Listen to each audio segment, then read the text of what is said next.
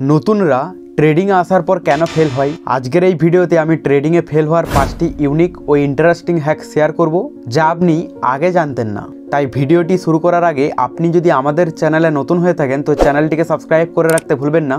আর ভিডিওটি দেখে যদি একটু হলেও হেল্পফুল বলে মনে হয়ে থাকে তো ভিডিওটিতে একটি লাইক করে দেবেন। আর আমাদের টেলিগ্রাম গ্রুপ আছে যেখানে আমি প্রতিনিয়ত crypto related entry, SL, target everything share করে থাকি। তো আপনি যদি আমাদের টেলিগ্রামে জয়েন না হয়ে থাকেন আমি ডেসক্রিপশনে লিঙ্ক দিয়ে দেবো, সেখান থেকে জয়েন হয়ে যেতে পারেন। ফার্স্ট পয়েন্ট হচ্ছে প্ল্যান শুধু মাথায় রাখো, লিখো না। দেখুন, ট্রেডিংয়ে বেশিরভাগ মানুষ মিস্টেক করে, তো মিস্টেক করার পর তারা সেগুলো না লিখে শুধুমাত্র মাথায় রাখে এবং এই হিসাবে কি হয়, তারা পরবর্তীতে সেই মিস্টেকগুলোকে ফাইন্ড করতে পারে না এবং কোনো দিনই তাদের মধ্যে ইমপ্রুভমেন্টও আসে না, যার ফলে তারা সবসময় কিন্তু ট্রেডিংয়ে ফেল হয়। কারণ ধরুন, ট্রেডিংয়ে আপনি যখন এসেছেন তো এখানে মিস্টেক আপনার হবেই, তো সেই মিস্টেকগুলো আপনার কীভাবে ফাইন্ড হবে, আপনি যখন জার্নালে লিখে রাখবেন। কিন্তু বেশিরভাগ মানুষ কি করে, তারা সেগুলো মাথায় রাখে, যার ফলে তারা পরবর্তীতে সেগুলো ভুলে যায়, তাই সেগুলো কোনো দিনই আর ইমপ্রুভমেন্টে পরিণত হয় না। আর এই কারণের জন্য তারা কিন্তু ট্রেডিংয়ে বারবার ফেল করে। তাই আপনি যদি ট্রেডিংয়ে ফেল থেকে সাকসেসফুলে পরিণত হতে চান তাহলে শুধুমাত্র মাথায় না রেখে জার্নাল লিখতে শুরু করুন, তাহলে দেখবেন পরবর্তীতে ইমপ্রুভমেন্ট আসবে এবং এখান থেকেই সাকসেস পাবেন। সেকেন্ড নাম্বার পয়েন্ট হচ্ছে প্রফিট হলে নিজেকে প্রো ভাবো, লস হলে মার্কেটকে দোষ দাও। দেখুন, এই কমন প্রবলেমটা প্রত্যেকটা নতুন ট্রেডারদের কিন্তু হয়ে থাকে।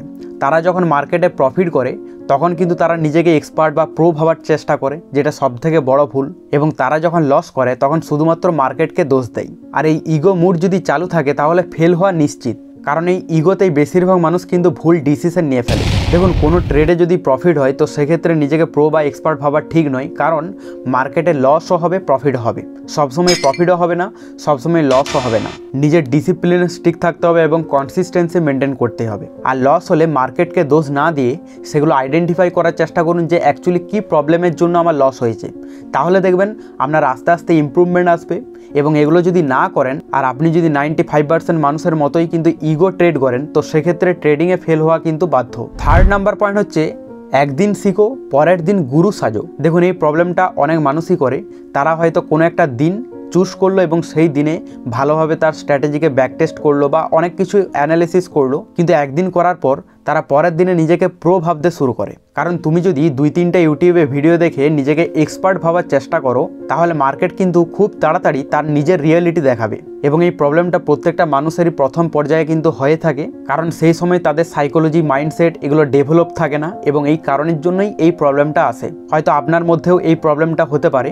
দেখবেন, আপনি যদি প্রথমে মার্কেটে এসে থাকেন তো সেক্ষেত্রে হতে পারে আপনার কোনো একটা স্ট্র্যাটেজি বা দুটো স্ট্র্যাটেজি থাকতে পারে এবং সেই স্ট্র্যাটেজি আপনি হয়তো কোনো একদিন ভালোভাবে অ্যানালিসিস করার পর পরের দিনে আপনি সেটাকে এক্সপার্ট ভাবার চেষ্টা করেন যে হ্যাঁ, এই স্ট্র্যাটেজি যেরকম ভাবছি সেই রকমভাবেই কাজ করবে। কিন্তু কোনো স্ট্র্যাটেজি ততক্ষণ পর্যন্ত আপনার ভালোভাবে কাজ না করবে যতক্ষণ পর্যন্ত সেই স্ট্র্যাটেজিতে মোটামুটি আপনি 6 মাস থেকে 1 বছর ব্যাকটেস্ট না করবেন। আপনি যদি শুধুমাত্র একদিন অ্যানালিসিস করে নিজেকে এক্সপার্ট বা প্রো ভাবার চেষ্টা করেন তাহলে মার্কেট আপনাকে আগামী দিনে এমনভাবে তার রিয়েলিটি দেখাবে যে আপনি কল্পনাও করতে পারবেন না। এবং এই প্রবলেমটার জন্যই বেশিরভাগ মানুষ তাদের অ্যাকাউন্ট জিরো করে ফেলে এবং ট্রেডিংয়ে ফেল হয়। তাই 2-3টা ভিডিওর উপর ভরসা না করে প্রতিদিন লার্নিং করতে থাকুন, শিখতে থাকুন, ইমপ্রুভমেন্ট আসবে। আস্তে আস্তে ট্রেডিং জার্নি আপনার বেটার হতে থাকবে। ফোর্থ নাম্বার পয়েন্ট হচ্ছে দিনে যত বেশি ট্রেড তত বেশি প্রফিট। দেখুন, বেশিরভাগ মানুষ কয়েকদিন মার্কেটে আসার পর যখন কিছুটা লার্নিং করে তারপর তাদের মধ্যে এই রকম মাইন্ডসেটই আসে যে আমি যদি একদিনে বেশি বেশি ট্রেড করি তাহলে বেশি বেশি প্রফিট হবে। এবং এর ফলে কি হয়, তাদের মধ্যে একটা ওভার কনফিডেন্ট বিল হয়, যার ফলে তাদের মধ্যে একটা গ্রিড আসে প্রচুর এবং এই গ্রিডের বসেই তারা কিন্তু পুরো অ্যাকাউন্ট ব্লো করে ফেলে। কারণ আপনি একদিনে যত বেশি ট্রেড করবেন তত বেশি আপনার কিন্তু ওভার ট্রেডিং হবে এবং ওভার ট্রেডিংয়ে কোনো দিনই কিন্তু প্রফিটেবল হওয়া পসিবল না। তো সেক্ষেত্রে আপনার সাইকোলজিও খারাপ হবে, মাইন্ডসেটও খারাপ হবে, আপনি কিন্তু ডিপ্রেশনেও চলে যেতে পারেন। কারণ ওভার ট্রেডিং এমন একটা ট্রেডিং যেখানে তার কোনো লিমিট নেই।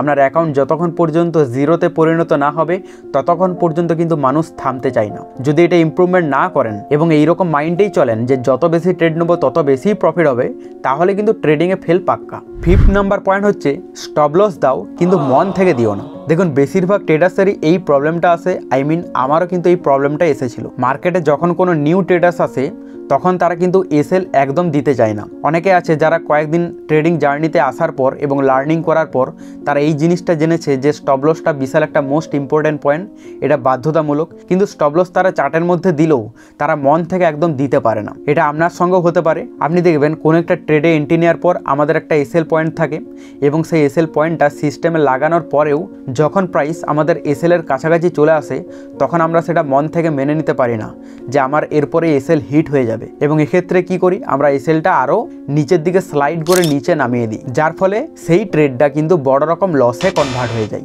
এবং এই প্রবলেমটা 95% মানুষই করে, যার ফলে তাদের যখন প্রফিট হয় ছোট হয় এবং তারা যখন লস করে তখন বড় করে, এবং এটার কারণই হচ্ছে এটাই। তো আজকের এই পয়েন্টগুলির মধ্যে কোন পয়েন্টে আপনার ইউনিক লেগেছে অবশ্যই কমেন্টে জানাতে ভুলবেন না। আর আপনি যদি পরবর্তীতে এইরকমই হেল্পফুল আপডেট পেতে চান তো আমাদের চ্যানেলটিকে সাবস্ক্রাইব করে রাখবেন। দেখা হচ্ছে নেক্সট ভিডিওতে, ততক্ষণ ভালো থাকবেন। Bye bye guys.